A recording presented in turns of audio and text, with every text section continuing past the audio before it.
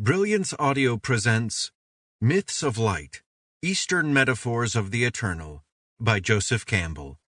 Performed by James Anderson Foster.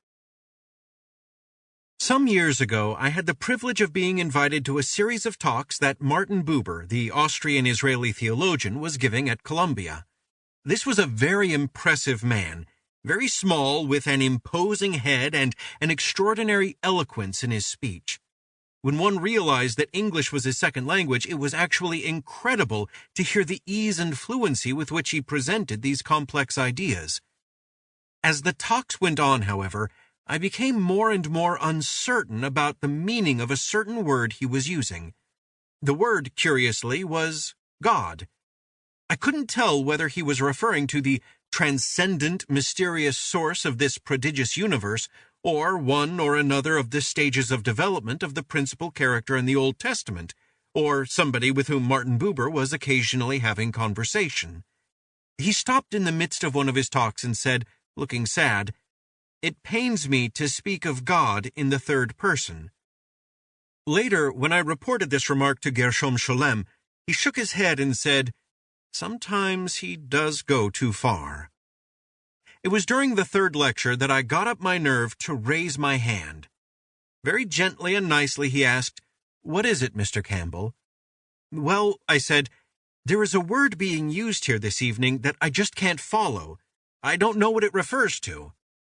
"What is that word?" I said, "God." Well, his eyes opened. He looked in utter amazement at me and he said, "You don't know what God means?" I said, "I don't know what you mean by God. You're telling us that God has hidden his face. Now, I'm just back from India where people are experiencing and beholding God all the time." "Well," he said, "do you mean to compare—" Unfortunately, this exchange didn't quite fit with the ecumenical spirit of the occasion, and the chairman cut in very abruptly and said, "No, Dr. Buber, Mr. Campbell just wants to know what you mean by God." He backed away and then, acting as though it were an inconsequential matter, he said, "Everyone must come out of his exile in his own way."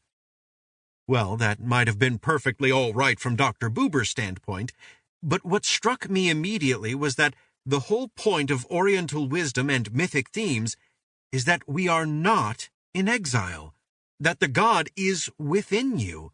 You can't be exiled from it.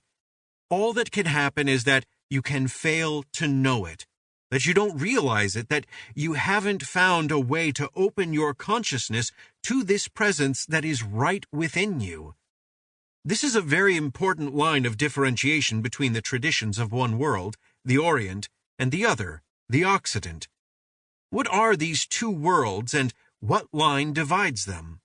In terms of mythic and religious culture, I think you could draw the line through what we used to call Persia, 60 degrees east of Greenwich. Eastward of that line, there are two creative high culture centers. One is India, and the other is the Far East, China, Southeast Asia, and Japan. By high culture, I mean literate civilizations with writing, monumental architecture, and so forth. Westward of that line, there are likewise two creative high culture centers, the Near East or Levant, which includes Egypt, and Europe. When you consider the two eastern domains, they are isolated from each other and from everyone else. India has the Himalayas to the north and great oceans around. China likewise has the great deserts to the west and the ocean all about. New influences have therefore never come into those domains in massive force. They have come in gradually and been assimilated into the culture that was already present.